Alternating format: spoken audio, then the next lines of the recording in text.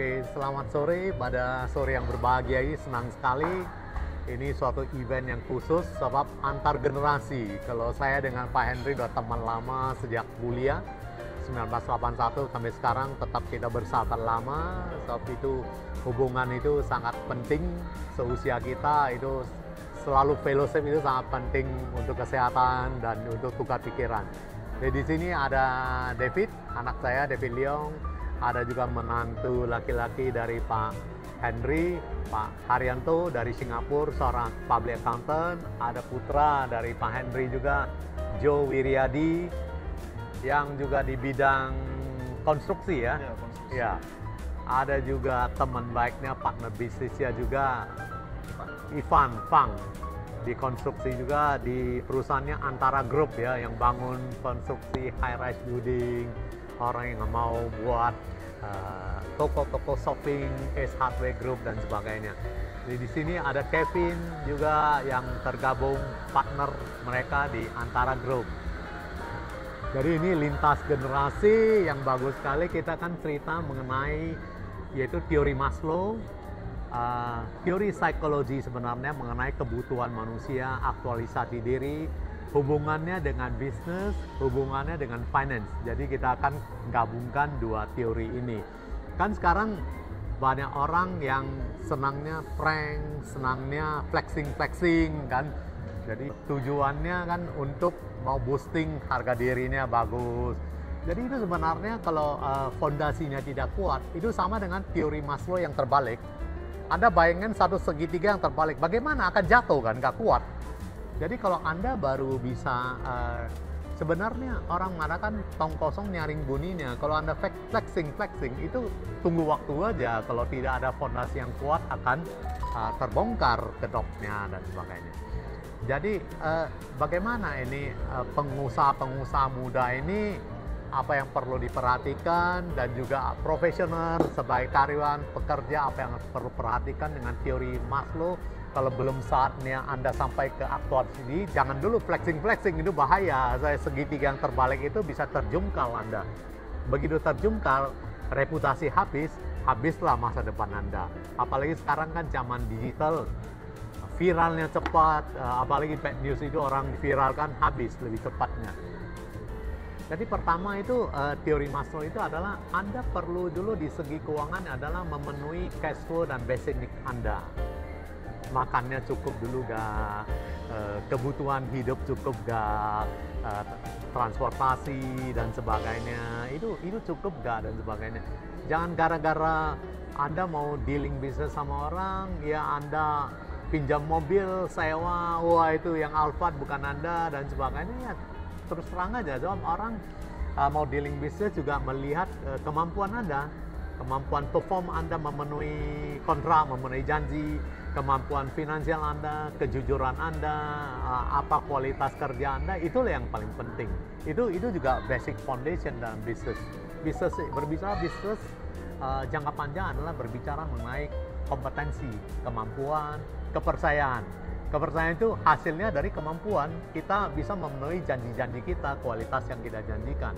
Nah, yang kedua itu apa? Setelah Anda bisa penuhi basic need, sama dengan Anda kalau di saya akan tunjukkan satu segitiga combine keuangan, kekayaan, bangun kekayaan. Tujuannya kan kita mau bangun satu empire, kekayaan kita untuk bisa lestarikan kepada generasi selanjutnya untuk bisnis ini. Jadi di sini ada namanya the hierarchy of financial need. Itu gabungan finansial dari teori Maslow.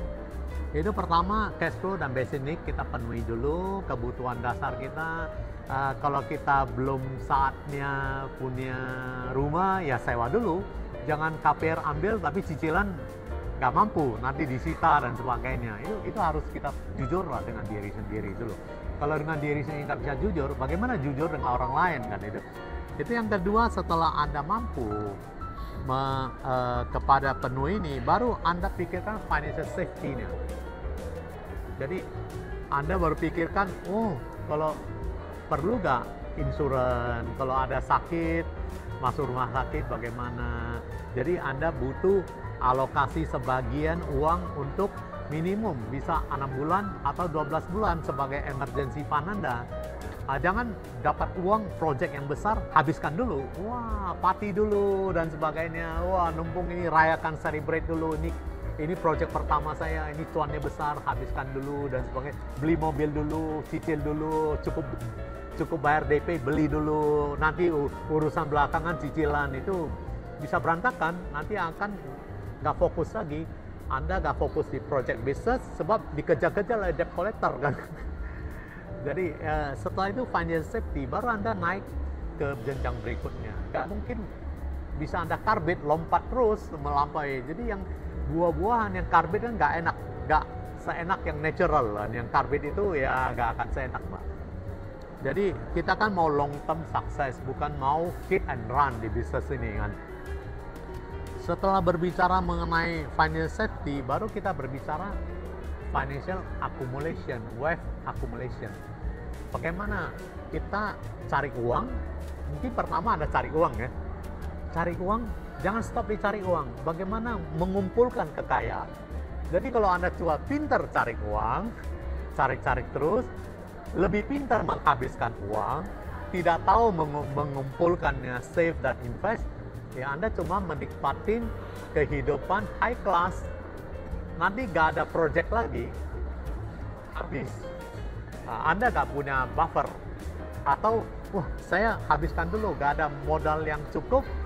Begitu Anda dapat kontrak, materialnya naik dan sebagainya, Anda jadinya proyeknya mangkrak. Kan gak mungkin Anda sudah sign kontrak sama orang yang pemberi kerja. Materialnya naik, tolong tambah lah. Kalau tidak tambah, saya gak mau kerja. Nanti reputasinya juga jelek kan. Lantas apa? Tidak ada buffer di sini. Nah, jadi kalau kita bisa memenuhi komitmen, kalau kita punya buffer. Nah, punya buffer, orang jangka panjang. Bisnis ini kan jangka panjang. Apalagi Anda masih muda, usia 30. 26, 30, kan masih panjang kan. Mau misalnya sampai 60, kan 20 tahun. Anda rugi ini setahun. Dengan rugi, artinya Anda menginvestasikan nama baik Anda. Dengan rugi ini, orang percaya, wah rugi dia mau kerja. Apalagi untung, jadi orang berani kasih proyek tambah lagi. Malahan dia berani referensi, kalau mau ada proyek cari dia. Gak apa-apa, dia rugi juga tidak neko-neko, kualitas tetap sama. Ada orang yang rugi dikurangi kualitas kan. Nah itu jadi orang kan punya project itu kadang punya quantity surveyor. Jadi bagaimana men-survey kualitas, kalau Anda kurangin ya nanti habis. Nah, jadi wealth accumulation tahap berikutnya pertama safe. Itu financial safety itu, setelah itu Anda ada cash flow dan basic need penuhi, Anda safety, itu ada cadangan, tujuannya untuk bisa lancar di akumulasi kekayaan ini. Jadi pintar cari uang, pintar menginvestasikan, pintar mengumpulkannya. Jadi kalau dengan mengumpulkannya, bisnis kita baru bisa bertumbuh. Sebab kalau Anda proyek sekarang misalnya 10 miliar, Anda mau tumbuh 30 miliar, tentu modal Anda nggak mungkin bank supply kredit semua kan, jadi modal Anda tentu harus naik juga. Kalau Anda sudah kumpulkan, Anda bisa lompat ke jenjang proyek yang lebih besar. Jadi ekspansinya juga mudah. Jadi setelah wealth accumulation, baru Anda bicara financial freedom. Jadi banyak orang belum dia kumpulin, dia sudah bicara financial freedom.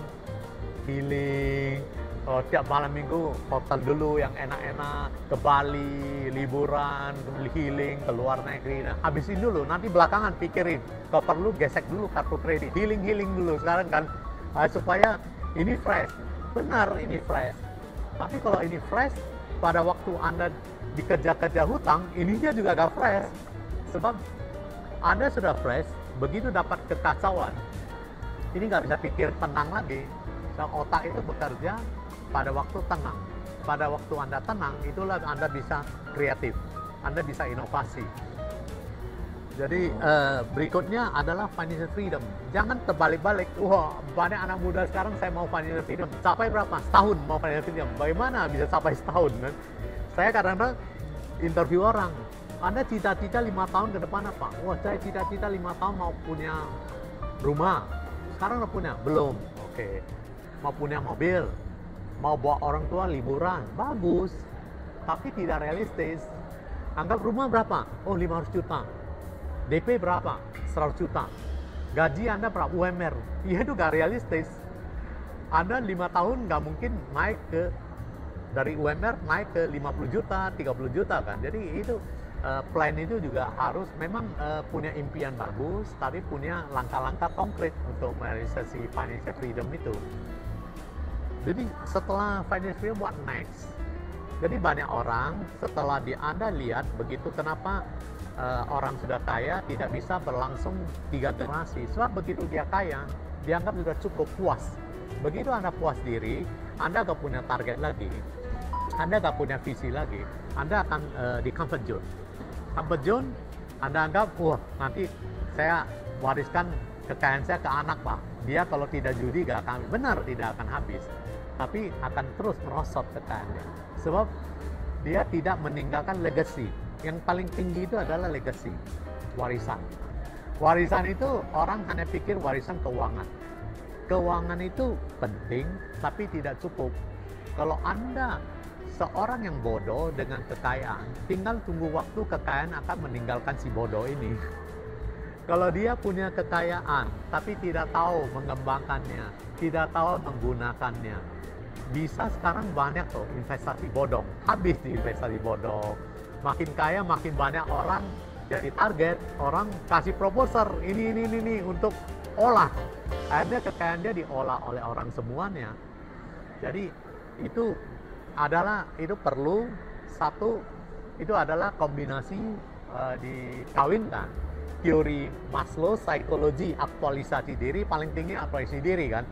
Jadi aktualisasi diri itu banyak disalah persepsikan orang. Saya aktualisasi diri kalau saya punya mobil mewah, orang tahu siapa saya dari saya turun dari mobil mewah. Saya punya rumah besar di kompleks yang elit, wah itu aktualisasi diri. Ya, benar. Tapi aktualisasi diri yang lebih tinggi dalam bentuk konkret adalah legacy. Apa karya Anda? Apa yang Anda wariskan kepada keluarga Anda, kepada masyarakat yang lebih luas lagi, yang bermanfaat bagi masyarakat. Jadi orang itu perlu legasinya. Legasinya tergantung masing-masing orang, legasinya beda-beda. Legasi bisa bentuk uang, bisa bentuk, wah saya punya satu hotel, saya wariskan ke anak cucu. Tapi Anda kan bisa lihat banyak di seluruh dunia pewaris-pewaris hotel itu kolaps kan akhirnya. Hotelnya ganti tangan, apalagi di Singapura kan, berapa tahun ganti owner, jual, ganti owner dan sebagainya. Berapa tahun sering itu, nanti ganti owner kan. Kenapa? Ya, tidak, legasinya tidak mampu dia kelola. Aset itu menjadi liabilities. Aset yang besar itu tidak mampu menghasilkan, tidak mampu mengelola, akhirnya legacy ini jadi ciut, dari kewajiban, jadi tidak menghasilkan, keluar uang terus, masih lama-lama cash flow-nya habis, jual aset. Jadi banyak generasi kedua itu jual aset untuk hidup, generasi ketiga orang miskin nanti. Asal legasinya itu harus benar, teori Maslow dengan keuangan itu harus benar. Dan ini satu contoh diskusi yang bagus lintas generasi. Kita generasi yang lebih senior atau lebih tua, kita adalah melalui proses kehidupan. Kita unggulnya lebih duluan dilahirkan, unggulnya mengalami jatuh bangun, unggulnya pengalaman. Anda di generasi baru, unggulnya apa? Anda ikuti perkembangan. Anda hidup zaman sekarang, Anda ikuti zaman teknologi dan sebagainya. Kalau ini bisa dikawinkan, bisa sinergi, bisa saling tukar pikiran. Anda yang energetik, Anda yang punya akses bagus. Sekarang kan zamannya borderless. Anda bisa cari modal di global, di mana lagi. Tapi borderless ini juga mempunyai satu hal, perubahannya sangat cepat. Kalau dulu zaman easy money, mudah orang cari uang, raise fund. Sekarang udah kenaikan suku bunga, itu perubahannya sudah berubah. Jadi orang yang sukses itu ada orang yang bisa adaptable. Jadi kalau bergaullah Anda kalau masa muda, kalau Anda bergaul dengan seusia Anda, kecuali orang yang seusia Anda itu terima warisan dari papanya. Kalau tidak terima warisan, belum tentu dia punya uang bisa invest ratusan miliar. Jadi Anda harus bergaul ke lebih yang orang sudah melalui tahap akumulasi. Lebih bagus lagi orang yang mau legacy tinggalkan. Jadi dia bisa sebagai angel investor suntik kepada Anda. Jadi atau Anda bisa manfaatkan kita yang di perbankan, kita banyak channel. Anda punya ide, kita punya network, disinergikan.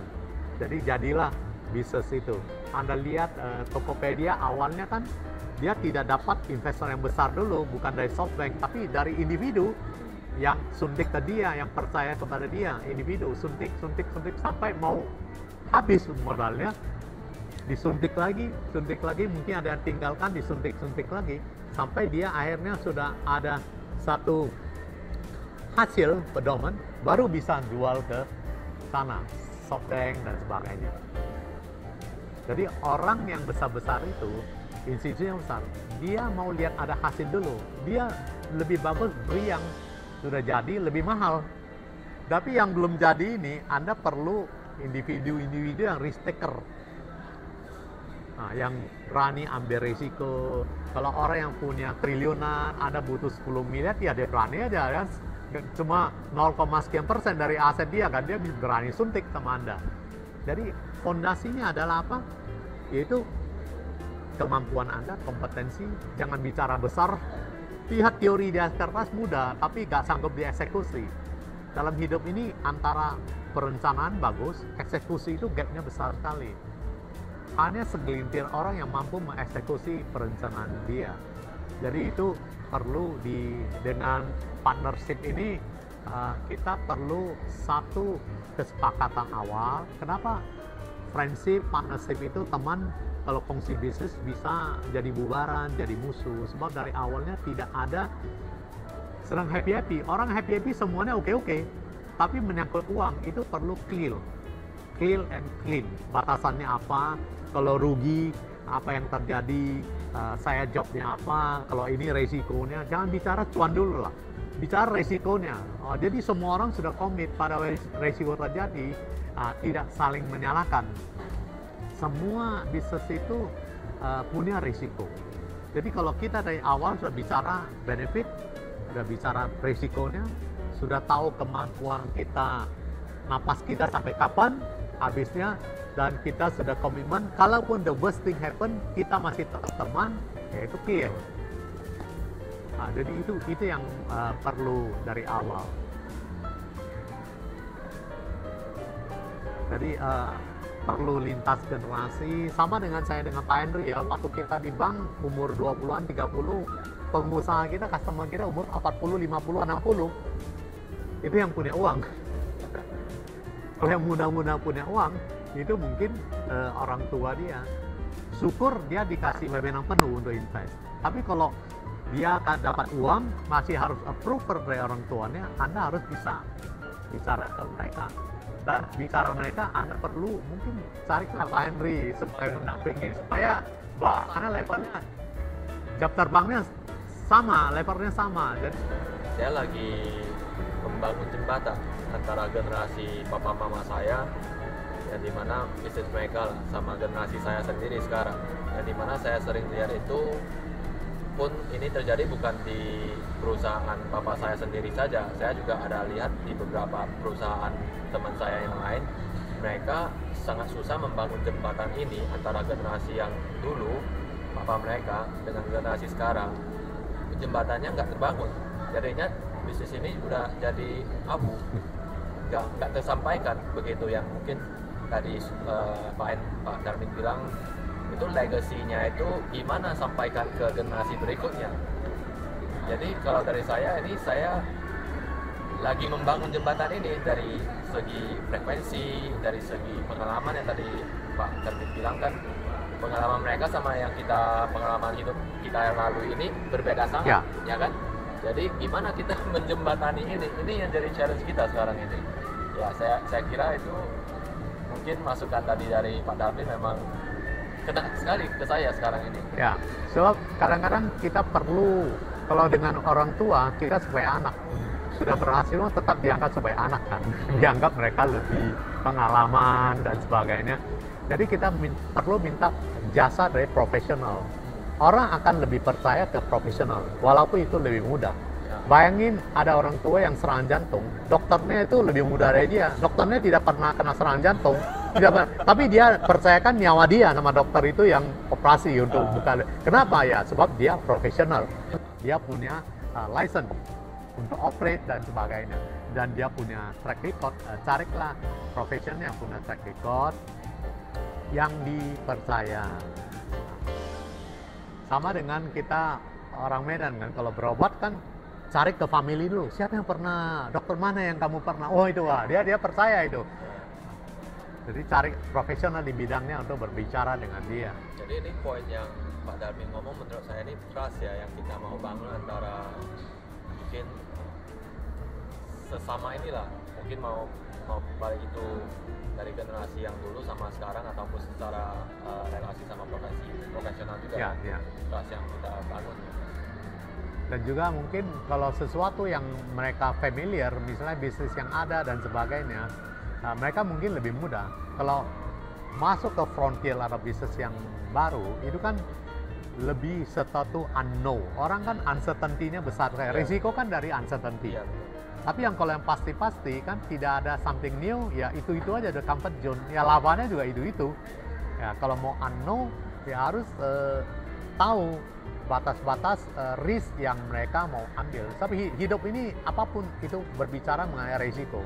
Semua punya risikonya. Jadi berapa risk yang dia bersedia ambil, tentu tidak sampai menggeroy keseluruhan. Jangan put semua ke satu yang belum jelas. Kalau resiko itu menurut saya, comfort zone itu sendiri juga resiko. Iya. Sebab bisnis yang established, perubahan makin cepat, kemajuan teknologi, perubahan selera konsumen, perubahan kompetisi dan sebagainya. Bisnis yang lama itu banyak kita lihat tergilas, sudah nggak bisa survive lagi. Jadi sore ini merupakan variasi daripada broadcast kita, Cuan dengan Darmin Leong, bukan bicara mengenai saham investasi, tapi juga berbicara mengenai bagaimana lintas generasi ini membangun saling percaya, bagaimana membangun sinergi, memanfaatkan pengalaman dari generasi sebelumnya dengan generasi sekarang yang energetik, yang punya banyak inovasi, banyak ide-ide, sehingga kita bisa mensinergikannya dengan baik. Dan juga kita telah discuss mengenai teori Maslow, kebutuhan manusia, aktualisasi diri dengan bisnis dan keuangan, dikawinkannya kedua teori ini, sehingga orang mempunyai suatu pemahaman yang benar, pengertian benar. Jangan mau aktualisasi diri dulu. Sekarang banyak yang flexing itu kan teori Maslow yang terbalik, itu akan hancur cepat. Apalagi zaman sekarang kan orang cepat mengecek siapa Anda, background Anda, sementara akan dibongkar semua, habis. Jadi kita mau menuju sesuatu yang baik, yang benar, yang bisa membangun legacy. Dan kita juga membahas bagaimana bisnis itu bisa membangun legacy, bagaimana tahapan teori Maslow itu di segi keuangan, bisnis, dan kehidupan kita. Oke, terima kasih bagi Anda yang mau dapatkan sharing-sharing selanjutnya. Silakan ikutin, subscribe di video maupun di YouTube Cuan bersama Darmin Leong. Terima kasih Pak Henry dan generasi semuanya. Terima kasih, selamat sore, salam sukses dan cuan untuk kita semuanya.